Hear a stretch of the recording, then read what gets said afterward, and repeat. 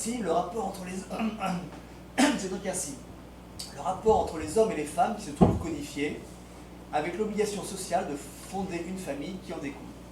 Selon ce système de pensée philosophique et indissociablement d'organisation de la vie sociale, selon lequel chacun doit agir en fonction de la place qu'il s'occupe, que le souverain agisse en souverain, que le père en père, le fils en fils, donc formule de Confucius, le problème pour les homosexuels en tant que tel est de n'avoir précisément aucune place. C'est aussi à partir de là qu'on pourra saisir l'importance que revêt pour les homosexuels taïwanais et taïwanaises le fait de pouvoir accéder au mariage. Importance qui empêche de rabattre purement et simplement cette demande à Taïwan sur l'agenda des associations LGBT mondialisées. Si le mariage est central dans la société taïwanaise, c'est au regard de la famille qu'il permet alors de constituer et qui est vue comme garante de la continuité de la lignée. Dès lors, le ou la célibataire, passé un certain âge, serait regardé d'un œil réprobateur, homosexuel ou pas d'ailleurs. Comme l'écrit, donc, Valérie Lescoulet, que je continue de citer, la famille est la base qui structure les relations entre les individus et leur donne un statut. Dans ce cadre idéologique, le mariage de cœur de la société, la célibataire, ne bénéficie guère de confiance et de respect car il offense la piété filiale confucéenne dans laquelle le plus grand manquement est de ne pas poursuivre la descendance tel que nous le rappelle un proverbe chinois. On comprend dès lors la forte pression que les parents feront peser sur leurs enfants quant à cette obligation de se marier, d'autant que l'opprobre retombe aussi sur les parents en cas de célibat durable, les parents ayant la responsabilité de marier leurs enfants. Là encore, on comprend que c'est moins l'orientation sexuelle qui est en cause que cette conséquence empêchant une fille de se marier avec un garçon ou un garçon de se marier avec une fille. Dans ces conditions, le mariage de convenance peut constituer une solution, pourvu que le mariage, fût-il de convenance, débouche sur la production d'une descendance. Mais on comprend aussi que si cette solution permet aux garçons homosexuels de mener une double vie, cela est beaucoup plus difficile pour les filles qui, largement confinées dans l'espace domestique, ont fort peu d'occasions de rencontres pour vivre en marge du mariage une existence homosexuelle. C'est donc la possibilité de se marier, c'est donc la possibilité de se rattacher à la famille qui importe, et l'homosexuel qui refuse de se marier se trouve isolé et comme privé d'existence sociale, de statut. Là encore, l'auteur que je continue de citer, Valérie Lescoulet, le dit très nettement, la famille demeure dans le monde chinois et à Taïwan le socle de l'organisation sociale. La famille fournit des relations, le prestige, la force nécessaire à la vie en société, et c'est en se mariant et en donnant une descendance à leur tour que les enfants obtiennent un statut dans le maillage social. Dans la société chinoise taïwanaise, un individu n'est pas un sujet isolé, il est membre d'un filet de relations sociales. Refuser le jeu social est synonyme d'exclusion par sa famille, son clan, mais aussi par son groupe d'amis et ses collègues de travail. Vouloir se soustraire au mariage, c'est faire perdre la face à ses parents et leur faire endosser une mauvaise réputation au sein de la société taïwanaise.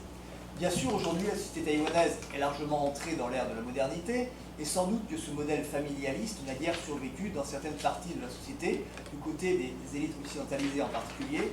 On notera à cet égard que les activités féministes, gays et lesbiennes ont largement puisé du côté des théories et pratiques des activistes occidentaux. Il n'en reste pas moins qu'une partie du pays, essentiellement les zones rurales, reste largement imprégnée par cette morale issue du confucianisme. La question qui se pose dès lors consiste à se demander si Taïwan s'apprête à emprunter la voie de la modernité en faisant table rase du passé, reconduit un obscurantisme supposé, ou si une autre voie sera cherchée visant à concilier modernité et tradition. Pour conclure, on peut déjà faire remarquer que la revendication d'un mariage de personnes de sexe à Taïwan est chargée donc de tout un arrière-plan culturel, historique, tournant autour de la place centrale qu'occupe la famille et qui est absent de telles revendications émanant d'activistes résidant en Occident. En effet, en passer par le mariage peut constituer à Taïwan le passage obligé pour exister socialement, pour n'être pas privé de tout statut, comme de tout soutien financier ou autre. Pour certaines, le mariage à Taïwan ne semble guère une option, mais constituer bel et bien une obligation pour ne pas mourir socialement et pour ne pas déchaîner l'opprobre de sa propre famille. Cette revendication a pu aussi être portée par des activistes n'ayant pas ce genre de problème, mais visant à supposer progrès dans l'existence homosexuelle, calquée sur les revendications émanant de pays occidentaux. Il n'en reste pas moins que la revendication d'un mariage entre personnes de même sexe ne peut pas revêtir à Taïwan simplement le même sens que celui qu'elle a pu avoir, disons, en France. Il y a quelque chose de viscéral qui parfois se joue ici, dans cette revendication, et qui explique largement l'émotion qu'ont pu ressentir certaines en apprenant le vote du Parlement en faveur des unions de même sexe. Reste à savoir maintenant si cette décision aura les effets escomptés. Cette loi votée par le Parlement, à l'encontre, globalement parlant, des référendums ayant précédé, aura-t-elle la force de convaincre certaines familles que cette union vaut autant qu'une union entre personnes de sexe différents? Ou bien cette reconnaissance juridique sera-t-elle jugée comme nulle et non avenue, comme une violence à l'encontre de la culture chinoise taïwanaise? L'avenir seul nous dira si les modalités de l'union entre personnes de même sexe, tout récemment votées à Taïwan, participent d'une homogénéisation, globalisation planétaire galésienne en cours, ou si les Taïwanais et Taïwanaises sauront en faire le point de départ pour une invention d'existence aux formes multiples et originales, en inventant aussi du coup de nouvelles formes de solidarité. Ce phénomène général de globalisation dans le domaine des mœurs va-t-il aboutir à une pure et simple négation, suppression des spécificités historiques, culturelles de Taïwan, ou bien quelque chose de ce fond spécifique se conservera-t-il, jusqu'y compris dans les formes concrètes que prendront ces unions entre personnes de même sexe ayant déjà commencé à être célébrées.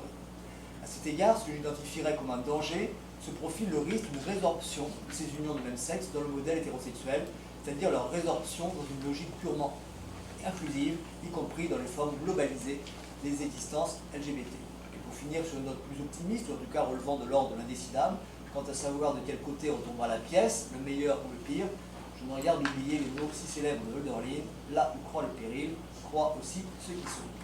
Je vous remercie.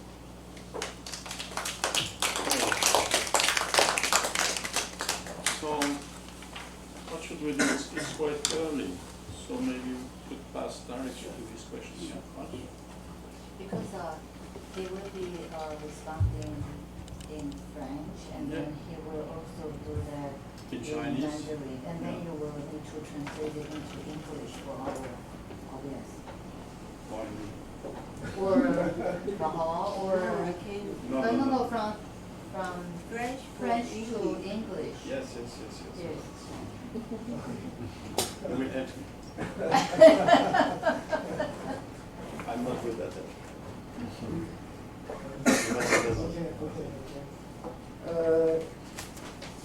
Donc, je commence. Merci beaucoup, Alain. Merci de votre belle intervention. J'ai quelques petites questions à donner. Je commence.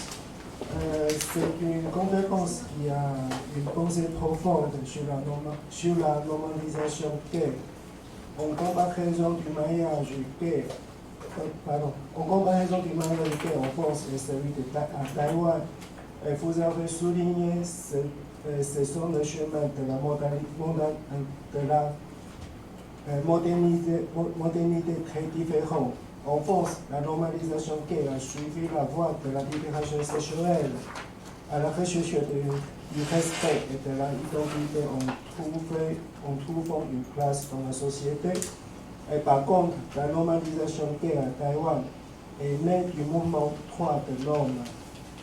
Nous voyons donc les différences fondamentalement de chemins différents. Je voudrais juste rajouter que le contexte historique de ces deux pays sont complètement différents. En France, il y a eu le mouvement de 68 dans lequel il rassemble le mouvement féministe, le mouvement de la libération sexuelle ainsi le mouvement gay. En revanche, Taïwan n'a jamais eu la libération sexuelle. Il me paraît qu'il manque une sorte d'éveil à la sexualité dans la société taïwanaise. À Taïwan, le mouvement homosexuel est sans secondaire, tout derrière le mouvement de politique, tout derrière les mouvements politiques. Et j'aime bien savoir si, par ces conséquences, le mouvement homosexuel pète ses singularités. Et comment le mouvement gay à Taïwan peut-il avoir conscience d'en faire une anti-pouvoir? Et comment retrouver les singularités de l'homosexuel dans le mouvement? Donc, c'est bon. Première question。我翻译好了哈，就是很谢谢，就是阿兰给我们这么好的演讲哈。那这个演讲，它是让我们很思考，就是在这个同志正常化的一个过程，然后再比照就是法国的同婚跟台湾的同婚，然后就是阿兰帮我们就是理清这是两个不一样的现代化的一个过程。那在法国这个就是同志的合法化是在一个性解放下的一个运动，他们要去找他们所谓的就是身份的认同跟尊重，在社会上所受到一个尊重的位置。而在台湾就是同志正常化的一个过程是在所谓的人权运动的后面，所以我们看到两个是不同的路线。那我只是想要加一点，就是说这是两个不同的就是一个历史背景，这两个国家是完全不一样的。因为法国有68运动，而在68运动伴随着很多的女性主义、性解放还有同志运动。那台湾是我们从来没有过性解放的运动，所以就是说台湾是少了某个很多的性的觉醒。那台湾的同志运动都是在就是人权运动之后，就是说它不是走在第一线，所以我是想要问说，台湾的同志运动是否它失去了它本身的就是独特性，然后台湾的同志运动它没有自觉到它可以就是有一种作为就是反抗权力的一个自觉。然后是要在台湾的同志运动要如何才能够找到它的就是特殊性，就是大概的第一个问题。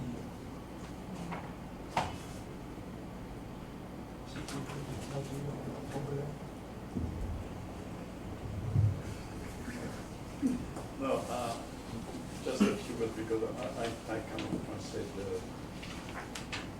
all of it, but at the beginning of his question, somehow insists on difference, discrepancy between the French context for the implementation of, let's say, same-sex marriage, but in French it's different. It's called marriage for everybody.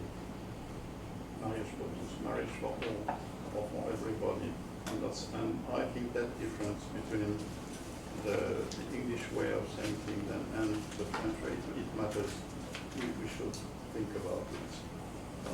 Okay, he insisted on the difference in terms of context. Because in a country like France, you have to relate it to the background which consists in the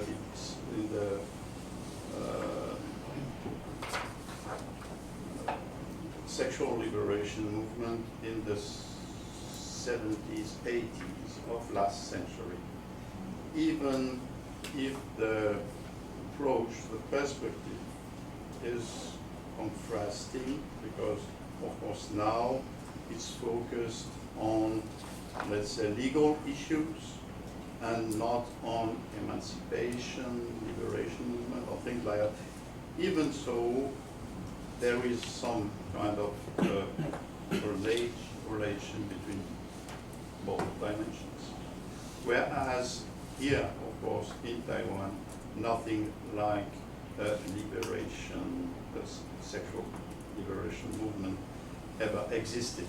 So it's a big difference. And this is why all this, let's say, issue stake is focused here on, let's say, the human rights dimension. In France, it's more complicated because it goes various directions and it's more politicized, let's say, in that sense. And here, obviously, this issue is not related to, let's say, anti-power movements or things like that, which might happen in a country like France or maybe in general in Western Europe. What else? Qu'est-ce que je veux oublier par cette question? He has a second question. No. You can shoot that issue. Should we? No. pass to the answer or maybe other related questions, or go to directly to his following question? I think his following question might follow up. Yeah. Comments Est-ce que of vous his préférez first. répondre tout de suite So ou bien maybe let him accumuler les finish the questions? whole C'est all of plus the simple de question. répondre tout de suite. He would prefer to answer Okay, immediately. sure.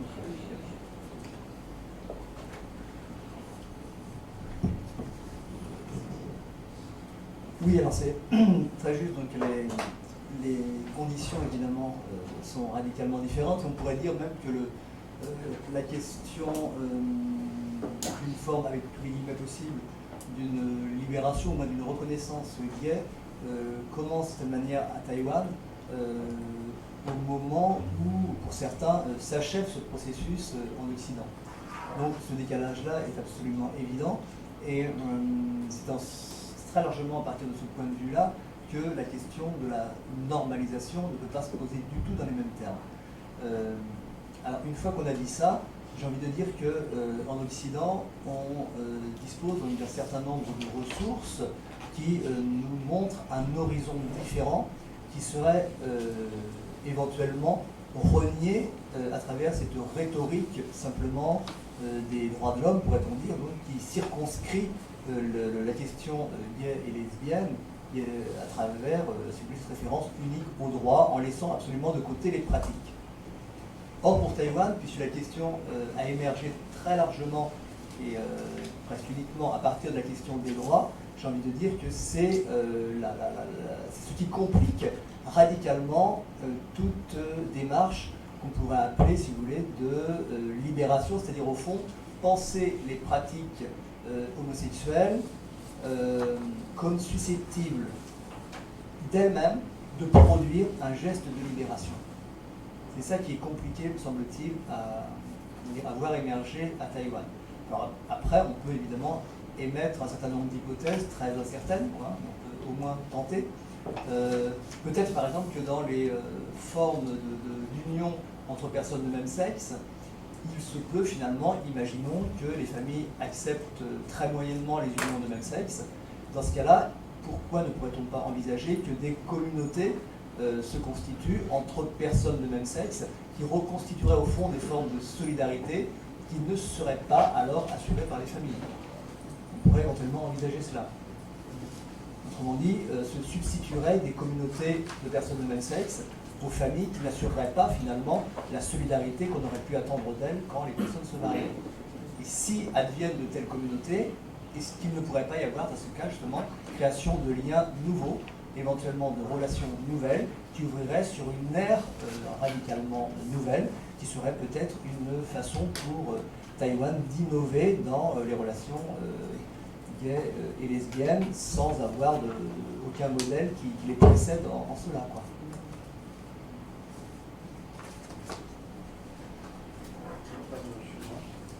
On n'a pas besoin de parler aussi.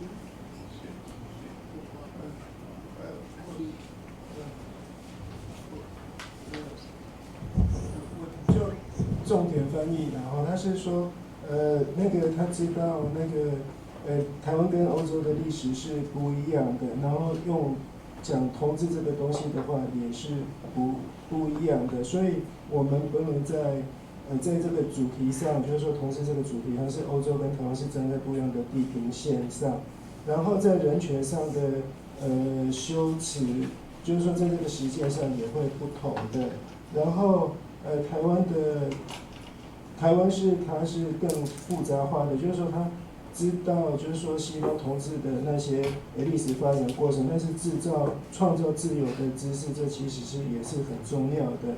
所以后面他讲就有点复杂，好像是说即使是同志，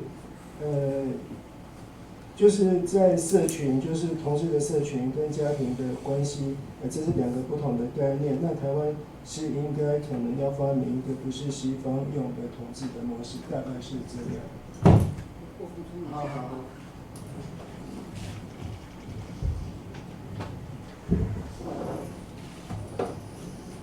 他的意思是，台湾除了这个同性恋的这种结婚婚姻制度之外，是不是能够在同性恋的结合，或是伴侣生活，或者是其他的同性恋的生活里面，就针对你刚刚讲的那个怎么样在反权利、抵抗权利这一方面，就说是不是可以其实我觉得已经有，但是是不是很普遍化？就是在同性恋的社群里面，他们可以去自己去开创一种不是单纯的或者是规范性的一夫一妻的或者是伴侣的生活，而是一个社群的，他们可以互助，一个社群，一个同性恋的社群可以互助去，无论是他去做什么样的生活方式，但是是以一种互助的方式、团结的方式，用这种方式去创造一个新的生活方式、生活形态。好比说那个友善农场啊。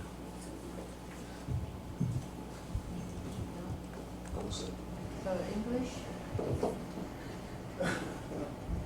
English?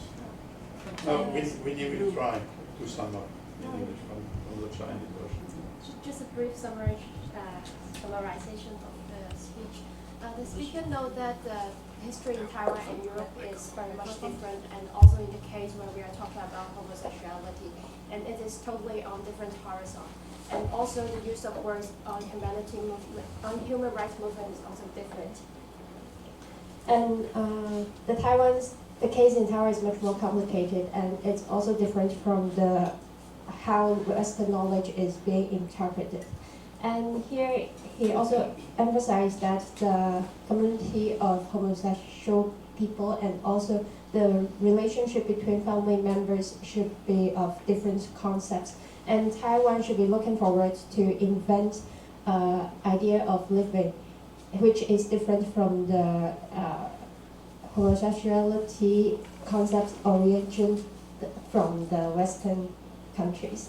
And in Taiwan's case, except for the directions of having a same-sex marriage, in fact, the speaker would encourage people to think more about how the homosexual persons should be living together. For example, to invent a new kind of living mode. For example, it is different from how one husband living with one wife. Instead, maybe we can think about living together as a community to help one another. It is also related to the resistance of power. And for example, we can also think about living together and operating a farm, something like that.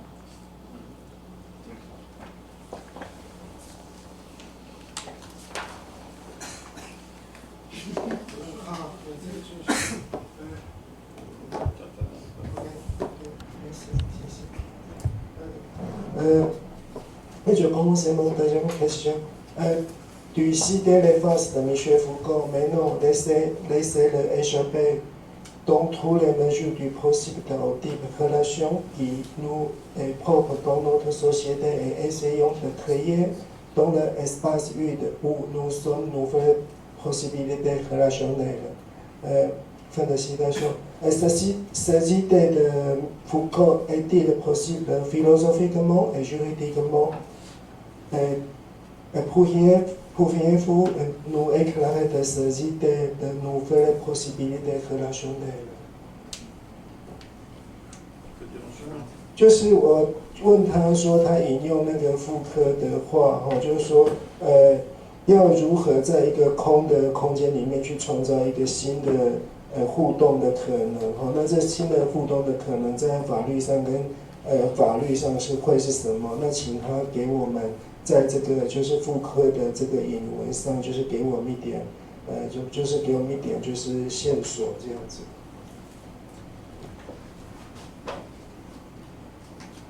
Just now the speaker had quoted Foucault's words of how to create possibilities of interactions in the empty space. And so the moderator would like to ask, how would it be expressed in terms of law? Could you give us any hints on that? Effectivement, la question que se pose Foucault, au fond, revient à envisager le type de relations qui peuvent s'établir entre personnes de même sexe. Et il fait une sorte d'inventaire en disant qu'il existe bien un certain nombre de relations possibles, telles que la relation de mariage, etc., qui ouvre éventuellement sur une licence familiale, et il dit que ce sont des formes déjà existantes qu'il définit comme des formes d'existence relativement pauvres, et il va les définir au fond comme des formes d'existence qui sont, qui sont déterminées, pourrait-on dire, par la forme du contrat qui existe antérieurement à l'existence commune en question, quoi. En gros, l'existence en commun se trouve déterminée dans sa forme par ce que stipule le contrat, l'existence en couple, l'existence à travers au moins une fidélité affirmée, etc., etc. Donc la forme du contrat, lorsqu'elle est antérieure à l'existence, va devenir un carcan pour cette existence qui va se fondre, finalement, et devoir se mouler à ce cadre général.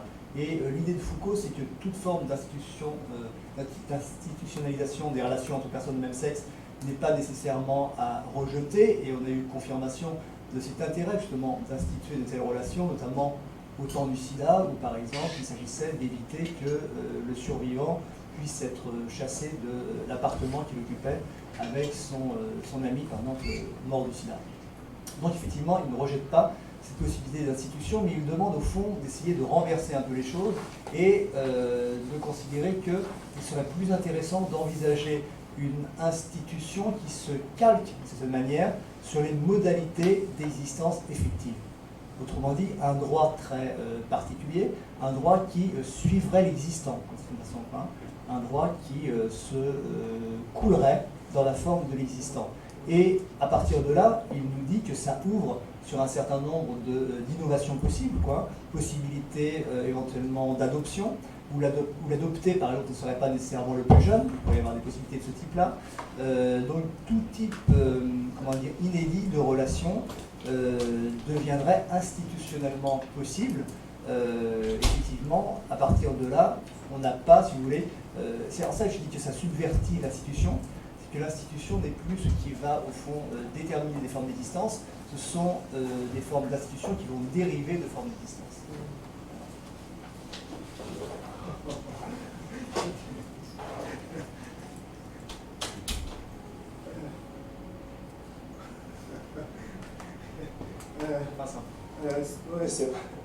不是太好翻